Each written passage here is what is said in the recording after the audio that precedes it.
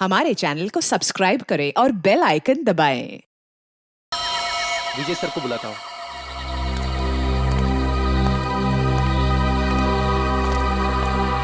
Hello hello विजय sir. हाँ बोलो दीपक। Sir इधर लगा हुआ है। तुम्हें पक्का यकीन है? हाँ सर। हाँ इधर पानी चलने में। ठीक है, हम अभी पहुँचते हैं।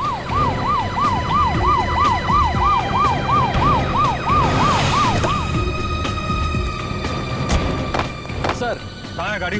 सर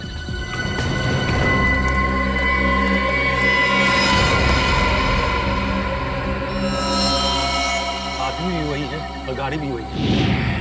क्या पकड़ो उसे? इंस्पेक्टर मुझे क्या हो रहा है यहाँ पे? आप प्लीज यहाँ से चले जाइए।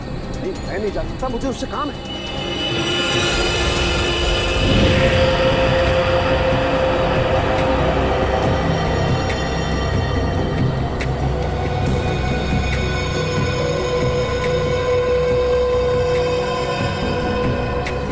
अब क्या करें सर? सीआईडी को फोन करना पड़ेगा।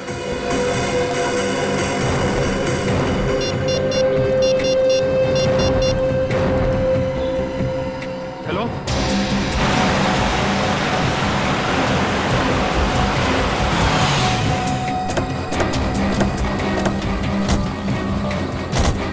Hello sir. संगत का है? सर गाड़ी के अंदर।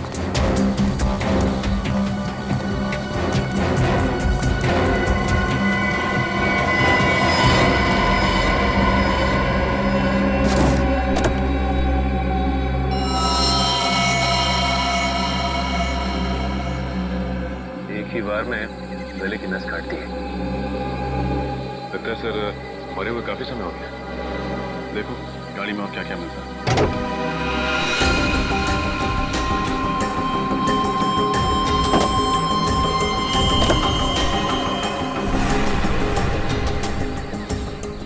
सर यहाँ ये और गाड़ी की पिछली सीट पे खून के धब्बे।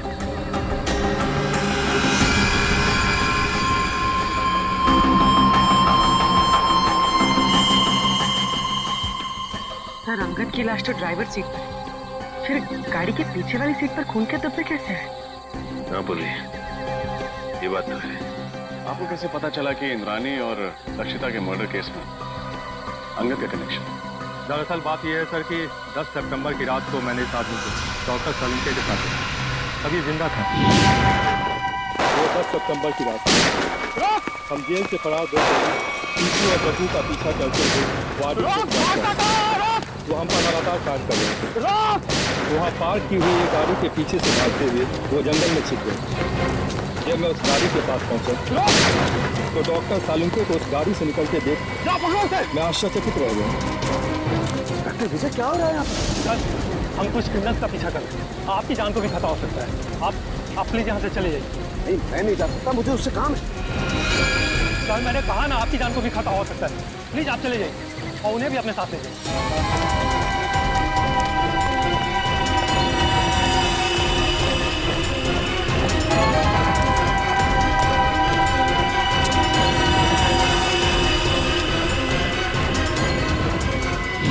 सितंबर को आपने डॉक्टर साळुंके को अंगद के साथ देखा था? 10 सितंबर को तो इंद्राणी और लक्षिता का खून हुआ था। सर हमने उनसे कहा था कि वो दोनों वहाँ से चले जाएं। वहाँ गोलियां चल रही थी, उनकी जान को खतरा था। लेकिन डॉक्टर सलूके जिद करने लगे कि उन्हें इस आदमी से कुछ जरूरी बात करनी है। एक बात समझ में नहीं है, लक्षिता और इंद्राणी के मर्डर से पहले साळुंके साहब अंगद को कैसे जानते थे? और आखिर ऐसी क्या बात थी कि वो उस रात अंगद से मिलने गए? ये सवाल तो डॉक्टर साळुंके से एसीपी सर ही पूछ सकता है। ये रही डॉक्टर सालुंके की तैयार की गई फॉरेंसिक रिपोर्ट जो उन्होंने सितंबर 11 को तैयार की थी। और इस फोल्डर में दोबारा की तैयार की गई पोस्टमार्टम रिपोर्ट है जो तारिका और मैंने मिलकर तैयार की। और क्या अंतर है दोनों? डॉक्टर सालुंके की रिपोर्ट के मुताबिक इंद्रानी और लक्षिता का खून रात 9 और 11 बजे के बीच हुआ, जबकि सच तो यह है कि दोनों की मौत रात 8 बजे के पहले हो चुकी थी। क्या? 10 सितंबर की रात को मैंने इस आदमी को डॉक्टर सलूके के साथ देखा था।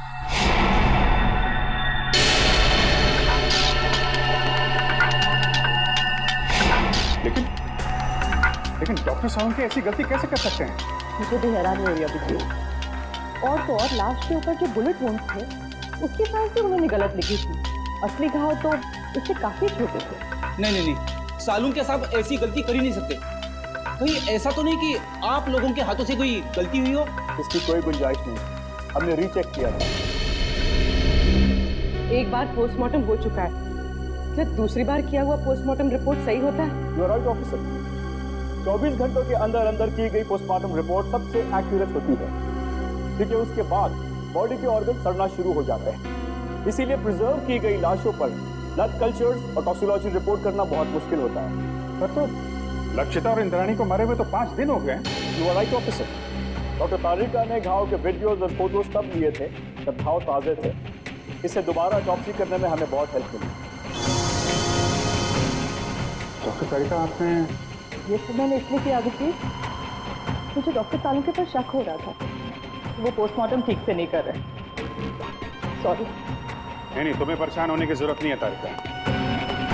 तुम सिर्फ अपनी ड्यूटी कर रही थी, डॉक्टर साळुंखे के साथ गद्दारी नहीं।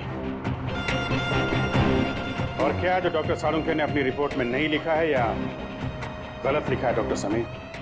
एक बहुत जरूरी बात, आइए मेरे साथ। डॉक्टर साळुंखे की रिपोर्ट के मुताबिक लक्षिता पर करीब 10 फीट की दूरी से गोली चलाई गई थी और इंद्राणी पर करीब 8 फीट की दूरी से। हाँ सर, जहाँ से खूनियों ने गोली चलाई थी वहाँ से 8 से 10 फीट का डिफरेंस था। लेकिन घाव के टिश्यू कल्चर से हमें ये पता चला है कि खूनी ने लगभग 20 से 25 फीट की दूरी से गोली चलाई थी और खून पिस्टल से नहीं बल्कि स्नाइपर राइफल से हुआ था। स्नाइपर राइफल से? सर, कोई घर में स्नाइपर राइफल यूज क्यों करेगा? और वैसे भी विशाल, शौनक और राहुल ने कहा था कि उन्होंने पिस्टल इस्तेमाल की थी और सर्चिंग के टाइम हमें कोई राइफल मिली भी नहीं थी। और डॉक्टर तारिका, फार्म हाउस से हमें ये 9mm बुलेट्स मिले, किसी राइफल के बुलेट्स नहीं।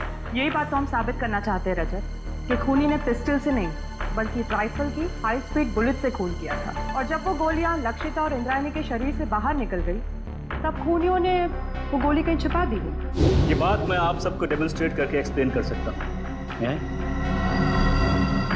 ये स्कल ए है, इस पर हमने ठीक उसी साइज का छेद किया है जो लक्षिता के सर पे, और स्कल बी और स्कल सी बिल्कुल सही सलामत है। मैं अभी आप लोगों के सामने स्कल बी पर .22 पिस्टल से 10 फीट की दूरी से फायर करूंगा और स्कल सी पर स्नाइपर राइफल से तकरीबन 20 फीट की दूरी से फायर करूंगा। तो जाहिर सी बात है कि दोनों बुलेट से अलग अलग किस्म के घाव होंगे। तो जो घाव लक्षिता के सर के घाव से यानी स्कल ए के घाव से मैच करेगा वो घाव मर्डर वेपन से किया गया होगा। राइट। गुड।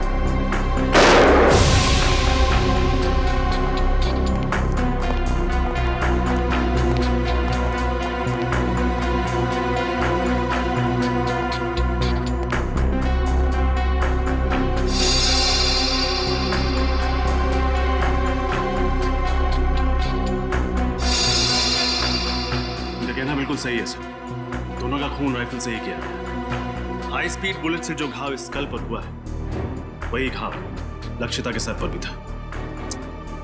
विश्वास नहीं हो रहा है साळुंखे साहब ने इतना बड़ा झूठ बोला हमसे। विशाल, शौनक और राहुल को लेकर आओ, उन्हें फार्म हाउस लेके चलते हैं, देखते हैं एग्जैक्टली वहां पे क्या हुआ था।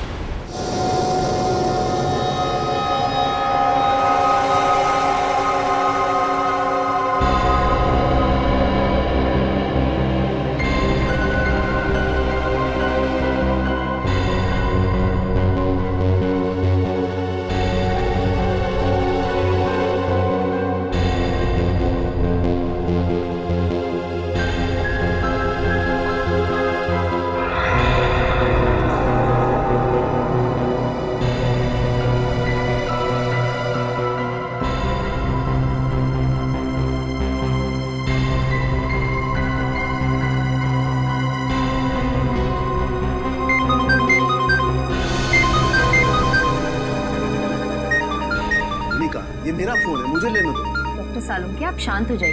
अगर आप इतना चिल्लाएंगे तो आपका बीपी हाई हो जाएगा। Private number? हेलो जी, 1 मिनट, आपके लिए फोन। Thank you. हेलो, कहाँ हो तुम? मैं दोपहर से तुम्हारा इंतजार कर रहा हूँ, फोन क्यों नहीं किया? देखो, हाँ मुझे याद है सब कुछ, दोहराने की जरूरत नहीं है। आ रहा हूं मैं वहां पर। क्या तुम्हारा दिमाग खराब हो गया? देखो, जो कुछ करना है मेरे साथ करना, उसे कुछ भी नहीं होना चाहिए। हाँ ठीक है, आ रहा हूं मैं।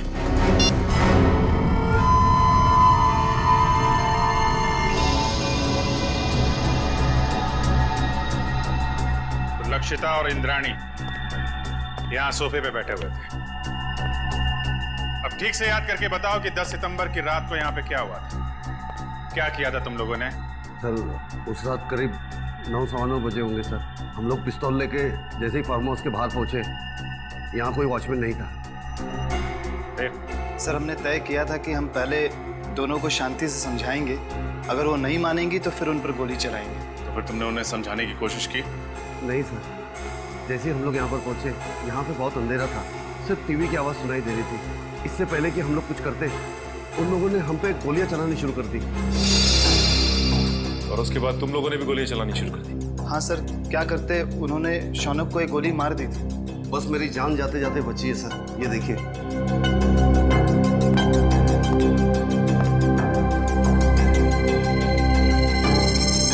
जब तुम्हें ये गोली लगी, तुम कहाँ खड़े थे? यहाँ सर, मैं यहाँ खड़ा था सर। जैसे ही मुझे गोली लगी, मैं वहां पर उस दीवार पर जाके टकराया और मेरा सर वहां पर लग गया।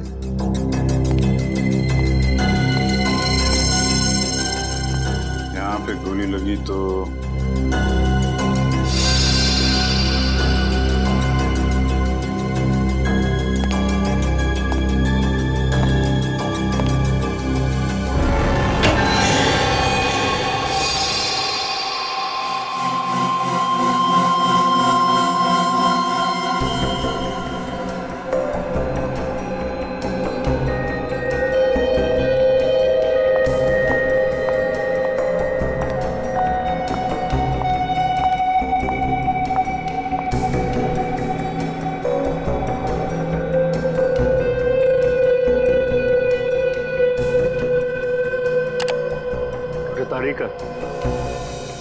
गाड़ी की बैक सीट पर जो खून के धब्बे मिले हैं, उनकी जांच हो गई। 2 अलग अलग लोगों का खून है और दोनों में औरत का डीएनए मिला है। Have a look. दोनों औरतों की उम्र 45 से ज्यादा नहीं होगी। डॉक्टर समीर, क्या आपको पूरा यकीन है कि इसमें और कोई तीसरे आदमी का डीएनए सैंपल नहीं है?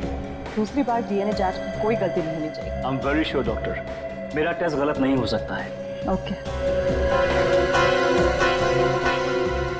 आपने अभी कहा कि दोनों औरतों की उम्र लगभग 45 साल है, राइट? या 45। तो कहीं ये डीएनए इंद्राणी और लक्षिता का तो नहीं? उन दोनों की उम्र भी लगभग 45 साल ही हो सकता है, क्वाइट पॉसिबल। लेकिन ये कंफर्म करने के लिए उन दोनों औरतों के डीएनए से इस खून के डीएनए को मैच करना होगा। इन तीनों की बातों से और डॉक्टर समीर और तारिका की फोरेंसिक रिपोर्ट से साफ साफ पता चलता है, यहाँ पे सारा चक्रव्यूह जानबूझ के रचा गया है। Yes sir. अगर ये तीनों दरवाजे से ही गोली चला के भाग गए, तो फिर शौनक का खून लक्षिता के शरीर के पास कैसे मिला? और सर, अगर दोनों यहाँ बैठी थी तो हमें इंद्राणी की लाश यहाँ नीचे कैसे मिली?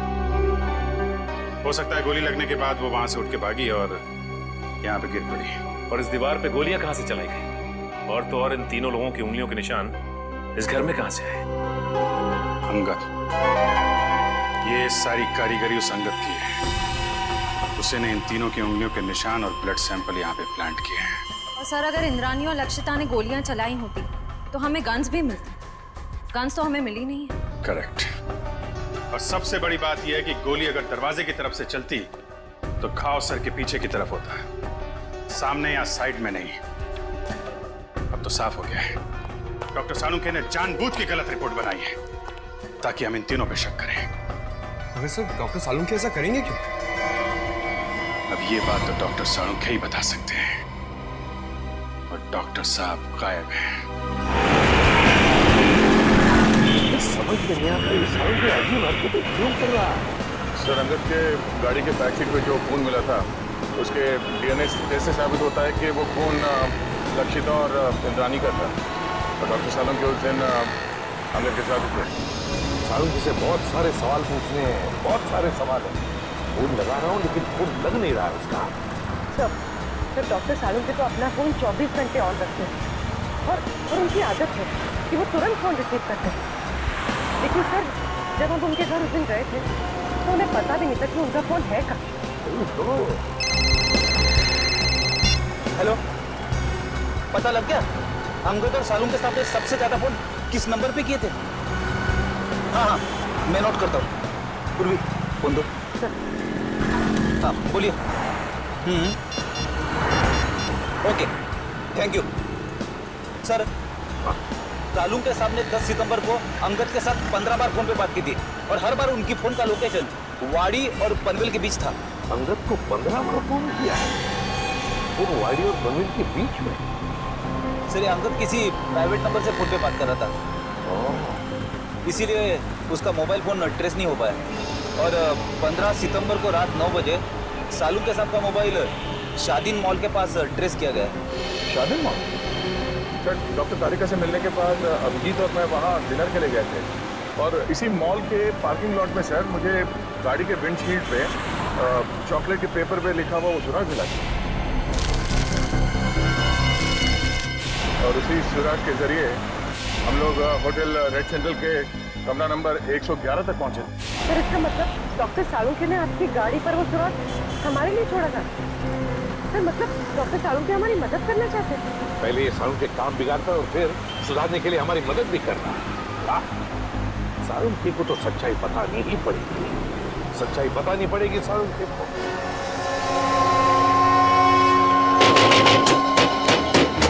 साळुंखे! साळुंखे! डॉक्टर साहब! साळुंखे साहब! सर, दरवाजा तोड़ दूं? तोड़ दो। डॉक्टर साहब! साळुंखे! साळुंखे! देखो उसे, देखो।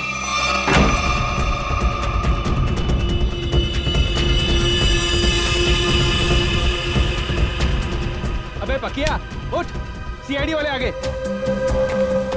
साळुंखे! डॉक्टर साहब! डॉक्टर साहब!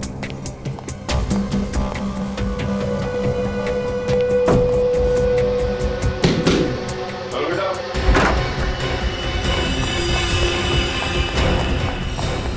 रुक जा!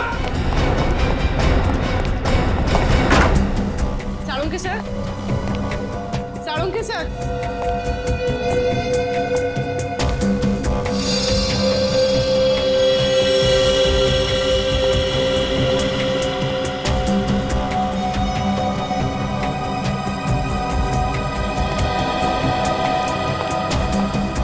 साळुंखे गायब है ना?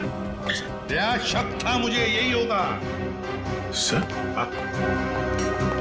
ये क्या है? साळुंखे का पुराना शौक, लकड़ी के मॉडल्स बनाना।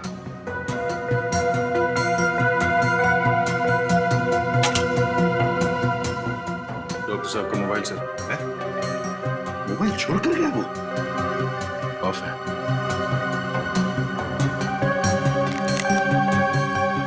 सर, इसमें ना तो बैटरी है ना सिम कार्ड। बैटरी भी नहीं, सिम कार्ड भी नहीं। सर, साळुंखे सर तो कहीं नहीं, मगर अंदर के कमरे में काफी सारे मॉनिटर्स का सेटअप लगा है। CCTV monitor. CCTV monitors?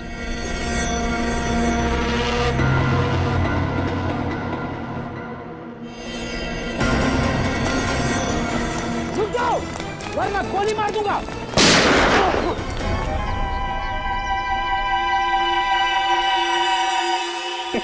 बच गया, बच गया। लेकिन अब नहीं बचोगे बच्चों।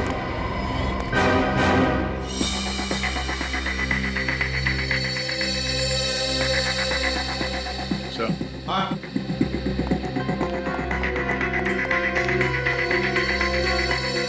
ये देखिए सर, खुफिया कैमरा। लगता है कोई डॉक्टर सालुंके के ऊपर नजर रखे हुए था। सर, और ये मोनिका भी कहीं दिखाई नहीं दे रही।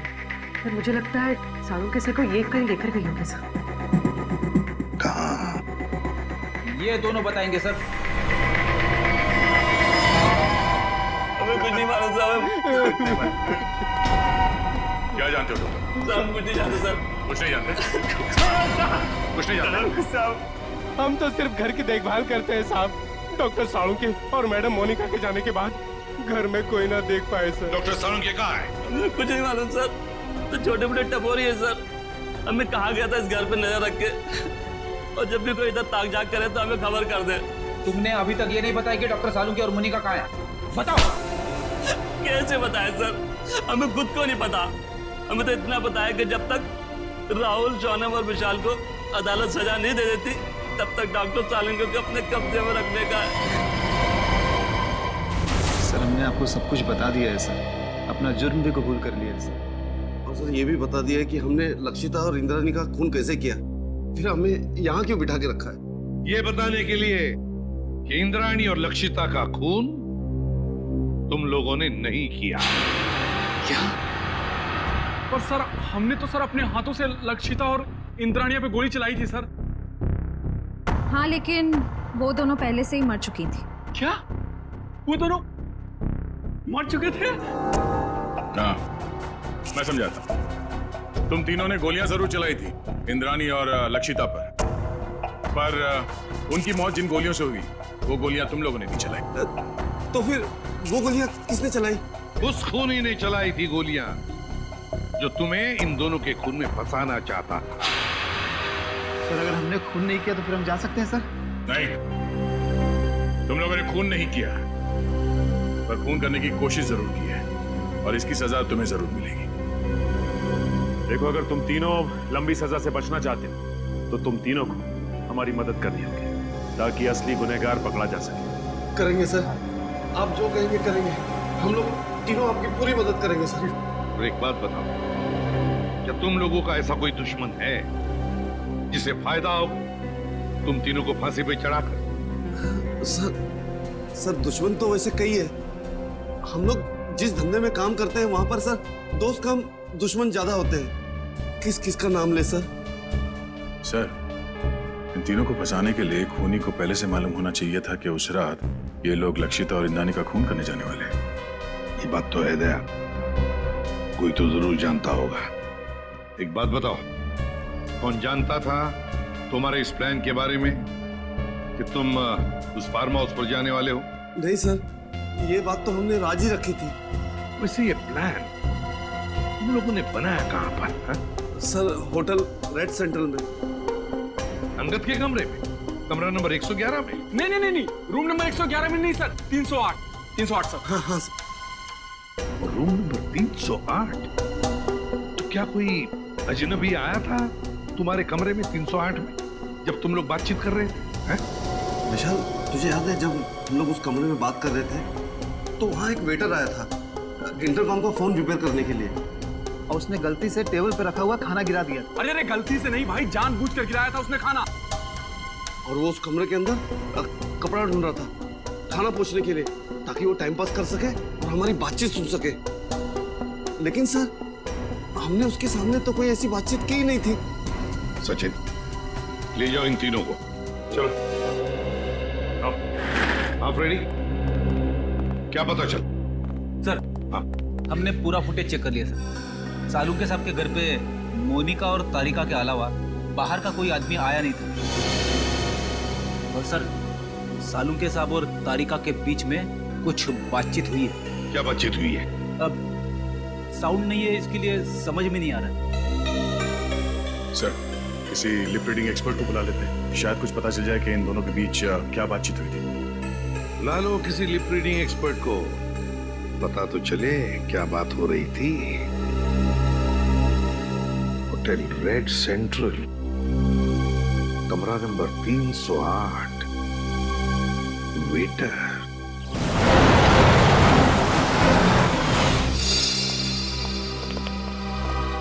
हेलो सर, आप लोग फिर से यहाँ? हमें कमरा नंबर 308 दिखाओ, जहाँ पे शौनक, विशाल और राहुल ठहरे थे सितंबर 10 को। क्यों, क्या हुआ? क्यों क्या बात नहीं, पहले चाबी दो और उस वेटर अमित को बुला।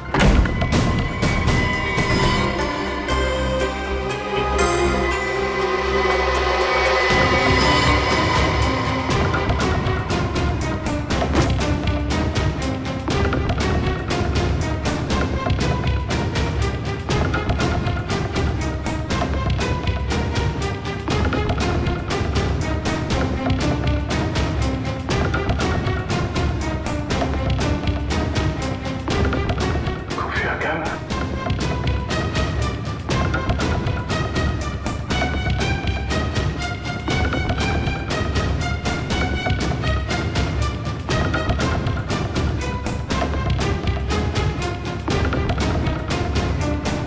ओह, ये देखो खुफिया कैमरा और ये बग। इन चीजों के जरिए खूनी शौनक और उसके साथियों का प्लान सुन रहा था। सर, अमित आ गया। आइए अमित जी, आइए। हाँ, बैठ बैठ इधर। तूने लगा था ना ये कैमरा और ये बग इस कमरे में, हाँ? ताकि तुम विशाल, शौनक और राहुल की बातें सुन सको। क्यों? नहीं सर, मैंने कोई बग नहीं लगाया सर, मैंने कोई बग नहीं लगाया सर। देख सच बोल, वो बग हमें मिल चुका है, समझा? बात यहीं पे बताएगा या कहीं और ले चले तुझे? हाँ सर, हाँ मैं नहीं लगाया था बग सर, मगर मैंने ये अंकल साहब के कहने पे ही किया था साहब, और उन्होंने मुझे 50,000 के बदले में 2 काम करने को कहा था साहब। कौन से 2 काम? सर, एक काम तो किसी बहाने इसी कमरे में बग और कैमरा लगाने को कहा था साहब। और दूसरा काम? दूसरा काम लक्षिता और इंद्राणी मैडम को इस होटल के बाहर किसी इलाके में छोड़ने को कहा था साहब। कब की बात है ये?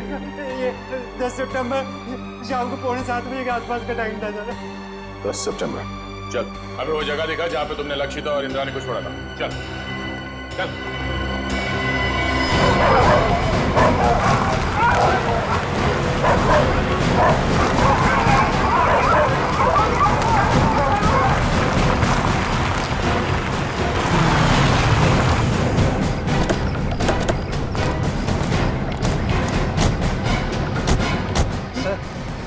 यहाँ पे छोड़ा था मैंने, और सर वो दोनों वहाँ पे खड़े थे, वहाँ पे। तो बात कर रहे थे वो?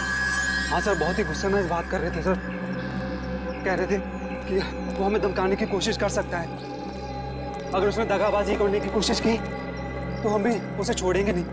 लेकिन सर बाद में होटल में चला गया, उसके बाद क्या कुछ हुआ मेरे को सर पता नहीं। सर, इंस्पेक्टर विजय ने डॉक्टर सालुंखे और अंगद की गाड़ी को आखिरी बार यहीं आगे पास में ही देखा, और बाद में गाड़ी की बैक सीट पर उन दोनों औरतों के खून के निशान भी मिले। ऐसी जगह पे राइफल या स्पीड बुलेट का इस्तेमाल किया जा सकता है।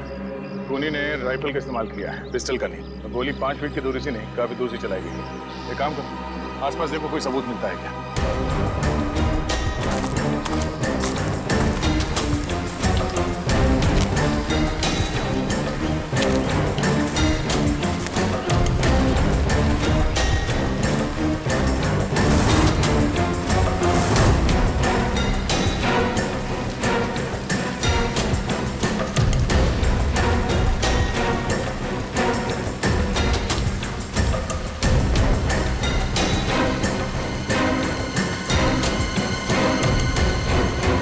तो गोली और इस पे खून भी लगा हुआ है। दो गोली एक ही जगह पे कैसे? मतलब जो भी हुआ यहीं आसपास कहीं हुआ है। सर, हाँ निकल। सर, इस झाड़ी में ये सैंडल मिला है, इस पे खून लगा हुआ है, लेकिन सर खून सूखा हुआ है सर। खून लगा? हाँ सर।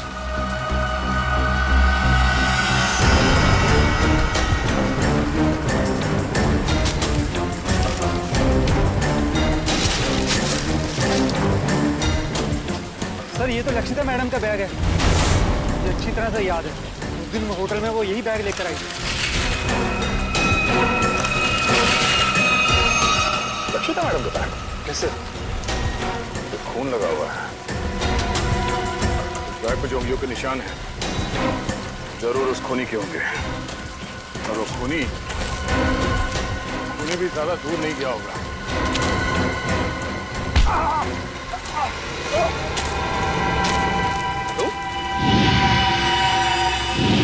बंदूक लक्षिता के फार्म हाउस के रखवाले हैं? तुम यहाँ क्या कर रहे हो? साहब मुझे माफ कर दो साहब, मैंने कोई खून नहीं किया साहब, मुझे तो आपके ऊपर नजर रखने के लिए कहा गया था साहब। सच बता, तूने झूठी गवाही क्यों दी? हमें पता चल चुका है कि तूने फार्म हाउस में कोई खून होते हुए देखा ही नहीं, क्योंकि तुम्हारी लक्षिता मैडम और इंद्राणी मैडम, उन दोनों की मौत 7:30 बजे हुई और यहाँ पे। साहब मुझे छोड़ दो साहब, मुझे अंगद साहब ने बोला था ऐसा करने के लिए साहब। अंगद मर चुका है। मुझे कोई दूसरा आदमी फोन करके काम करने के लिए कहता था साहब। कौन है वो? मुझे नहीं पता साहब, कौन है वो आदमी? वो कभी सामने नहीं आया साहब, वो हमेशा मुझे फोन पे बोलता था सर। मगर अब उससे सामने आना ही होगा। चल चल। मिस्टर मयंक, इस सीसीटीवी फुटेज को गौर से देखिए और हमें बताइए कि ये लोग क्या बोल रहे हैं। इसमें कोई साउंड सुनाई नहीं दे रहा है। यही तो मेरा काम है ऑफिसर। मैं उनकी होठों की मूवमेंट से पता लगाऊंगा कि वो क्या बोल रहे थे।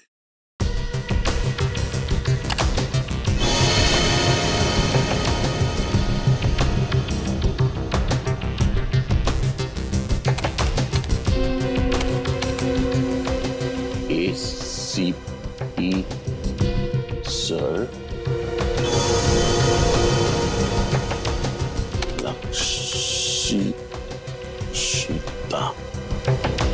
लक्षिता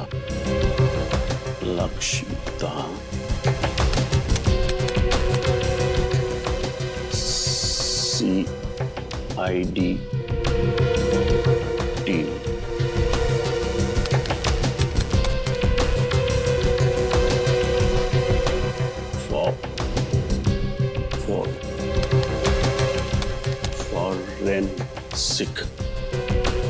फॉरेंसिक।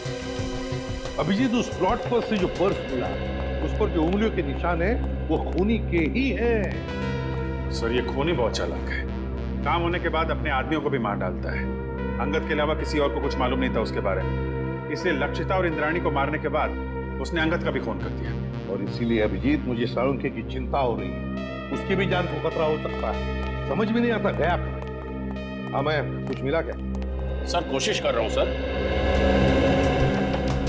सर ये मोनिका मुझे नर्स नहीं एक क्रिमिनल लगती है, जरूर यही साळुंखे साहब को कहीं ले गई होगी। हाँ, और ये तारिका, ये साळुंखे के घर क्यों गई थी उससे मिलने? और ये बात उसने हमें बताई भी नहीं। सर ये देखिए, तो डॉक्टर तारिका डॉक्टर साळुंखे से माफी मांग रही है और कह रही है ACP सर और पूरी CID team Lakshita Indrayani murder case में की गई आपकी फॉरेंसिक जांच पर शक कर रही है। सॉरी सर, ये सब मेरी वजह से हो रहा है।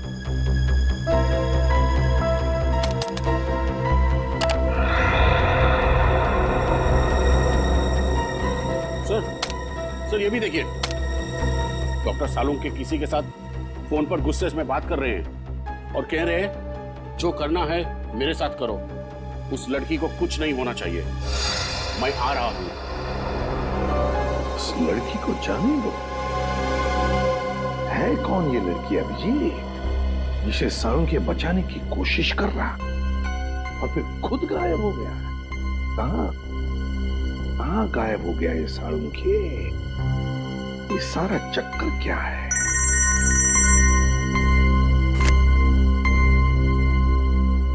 डॉक्टर समीर, ये देखिए sir,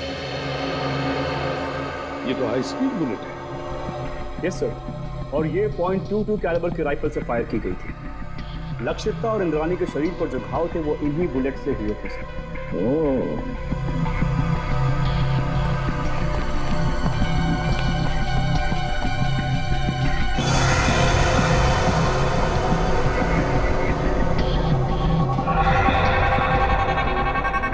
doctor Sameer, yes sir, ये अंगूठे के निशान है ना?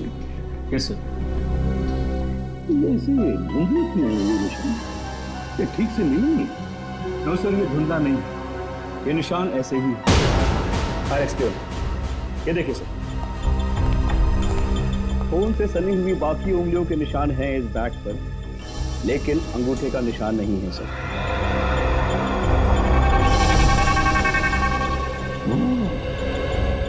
तो अभिजीत, ये अंगूठा डैमेज है जिसकी वजह से रेखाएं मिट गई हैं। हाँ सर। लगता है ऐसा हाथ मैंने कहीं देखा है। बिल्कुल सही अभिजीत, मैंने भी ऐसे अंगूठे वाले आदमी को देखा है। लेकिन अभिजीत, हम ऐसे अंगूठे वाले खूनी को तब तक नहीं पकड़ सकते जब तक हमें ये पता नहीं कि उसने साळुंखे को छुपा के रखा कहाँ है, और फिर साळुंखे किस लड़की को बचाने की कोशिश कर रहा है समझ में नहीं आ रहा है, और फिर क्यों।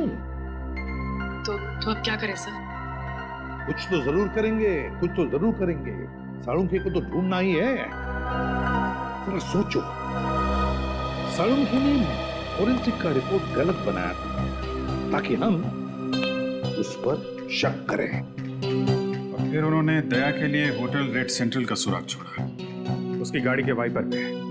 उन्हें पता था कि हम उनके घर पे पूछताछ करने जरूर जाएंगे और हमें पता चल जाएगा कि उनके घर पे सीसीटीवी कैमरे लगाए गए। सर, डॉक्टर साळुंखे ने हर कदम पे बहुत होशियारी से हमारे लिए सुराग छोड़े हैं, तो अपने घर पे कोई ना कोई सुराग छोड़े बगैर तो जा नहीं सकते सर। लेकिन सर, हमें उनके घर पर ऐसा कुछ भी नहीं मिला था। है सुराग है। कौन सा सुराग सर? घर, रेडी घर, एक लकड़ी का छोटा सा घर। सीसीटीवी फुटेज में हमने देखा है कि साळुंखे घर से बाहर जाने से पहले एक छोटा सा घर बना रहा था। वो घर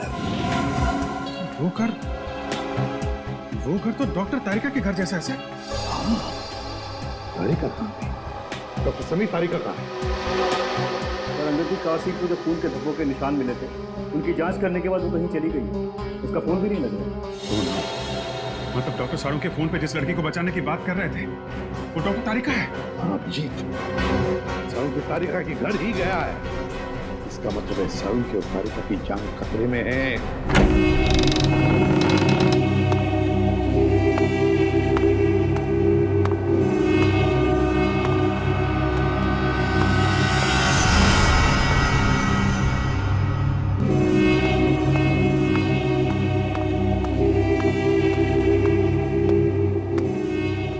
आज तुम दोनों की मौत होगी। आज ये सारा किस्सा ही खत्म होगा। नहीं नहीं नहीं नहीं नहीं डॉक्टर तारिका, ऐसे रोते नहीं। अरे अपने बॉस को देखो, कैसे बैठे हुए, निडर, शांत। बहुत होशियार समझते हो अपने आप को ना, जरूरत से ज्यादा चालाक और चतुर। ऐसे चालाक फॉरेंसिक एक्सपर्ट की मौत भी एक एक्सपर्ट के हाथों होनी चाहिए। वो होगी।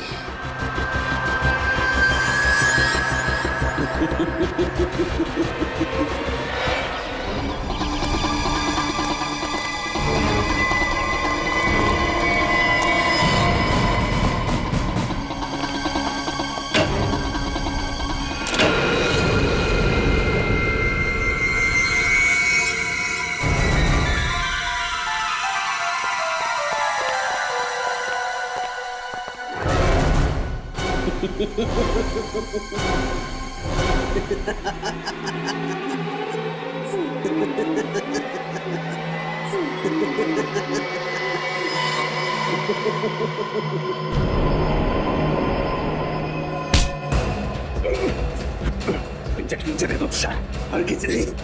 सीआरडी मुझे जिंदा कभी नहीं पकड़ सकती है। मैं ये इंजेक्शन खुद इंजेक्ट करूंगा। नहीं, नहीं।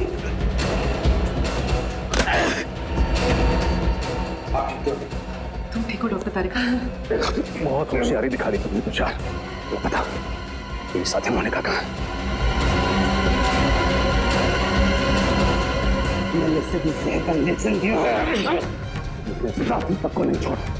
पंकज, जल्दी से मोनिका के पास जा और से हॉस्पिटल पहुंच जा। अब तेरा खेल खत्म तुषार। तूने डॉक्टर साळुंखे को बेईमानी करने पर मजबूर किया, लेकिन उन्होंने बेईमानी में भी ईमानदारी दिखाई और हमारे लिए सुराग छोड़ते गए। आपने मुझे धोखा दिया डॉक्टर साहब। अगर मुझे फांसी नहीं दी तो जेल से निकलने के बाद मैं सीधे आपका खून करूंगा। अगर दोबारा डॉक्टर साळुंखे के साथ ऐसे बात की तो तू बोलने लायक भी नहीं रहेगा।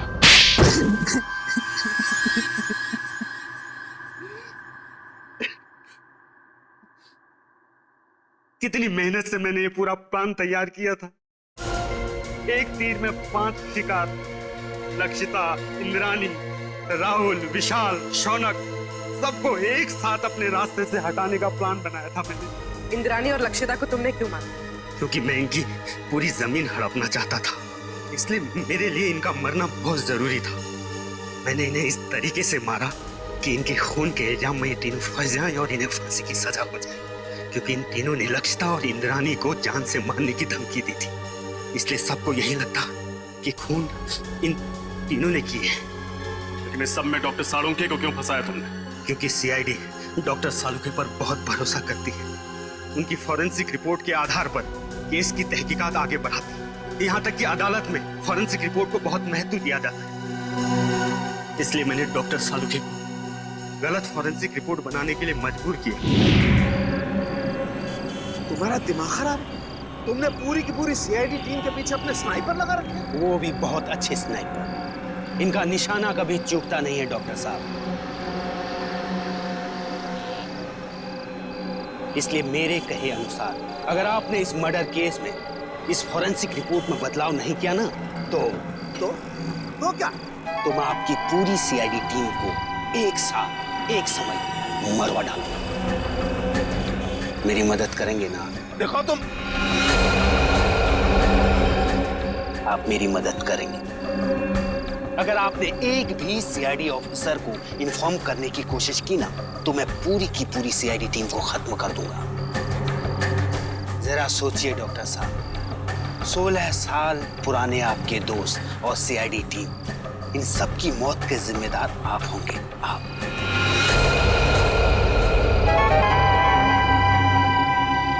ठीक है, मैं तुम्हारी मदद करूंगा। बहुत अच्छी। और हाँ, कोई होशियारी नहीं। हमारी हर चीज अभी रिकॉर्ड करेगा। तुमने डॉक्टर साळुंखे पर दबाव डालने के लिए हमारी जान लेने की धमकी दी। एक इंसान के पीछे एक हैवान छुपा हुआ है। अब बताओ, 10 सितंबर की रात को पनवेल के फार्म हाउस में क्या हुआ? मुझे पता था अंधेरे में गोलियां चलाने के बाद राहुल, शौनक और विशाल को यही लगे कि उन्होंने लक्षिता और इंद्राणी को मार डाला है। जब वो वहां से भाग रहे थे तब मैंने वॉचमैन संतरू का इस्तेमाल किया। मुझे एक चश्मदीद गवाह की जरूरत थी जिसके बयान पर सीआईडी भी भरोसा करती और जो बाद में अदालत में भी तीनों के खिलाफ गवाही देता।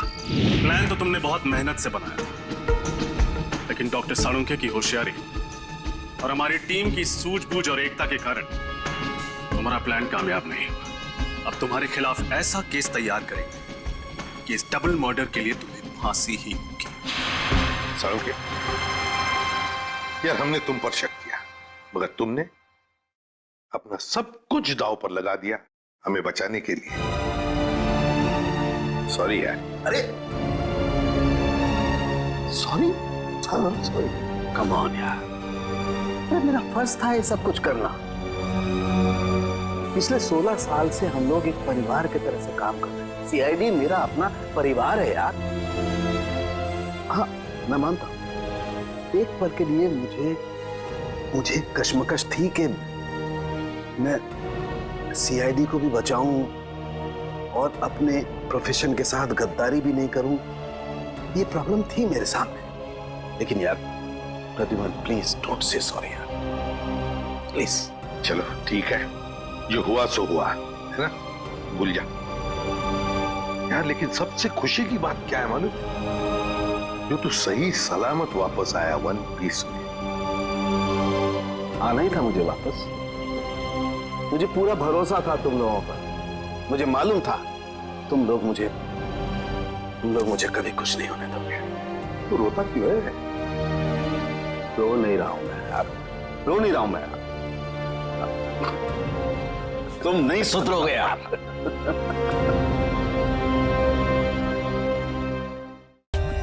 For more updates, subscribe to our channel, click the show links and enjoy watching the videos.